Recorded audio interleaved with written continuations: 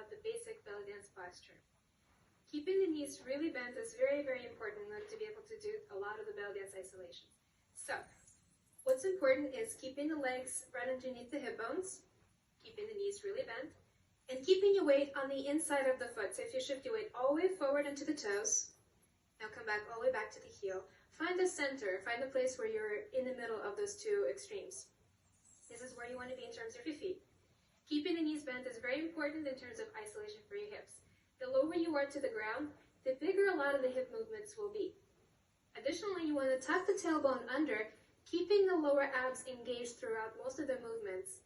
What you want to do is think of contracting about an inch below the belly button and bringing the line on your pants and your hip scarf to a horizontal to the floor.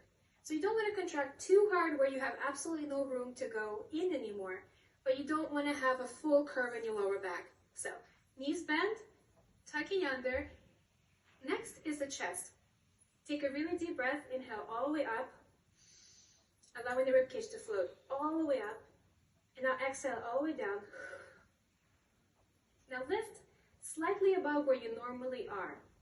You should feel a slight engagement between your shoulder blades, and the ribcage should be floating a little bit above where you normally would be standing. Once again, knees bent, tailbone under, chest lifted, shoulders rolled down the back, arms out. You want to have lots of space between the elbow and your waist. You don't want to be too close, but you also don't want to have your arms straight out. So there should be a slight bend in the wrists and in the elbow. Lots of energy through the fingertips. You might want to drop the middle finger toward the thumb in order to create a more graceful line. Additionally, you want to keep the chin slightly lifted, and this is what your normal belly dance original position would be. Additionally, when you're practicing all these isolations, please be patient with yourself because it takes a long time to develop the range of motion that I'll be illustrating here.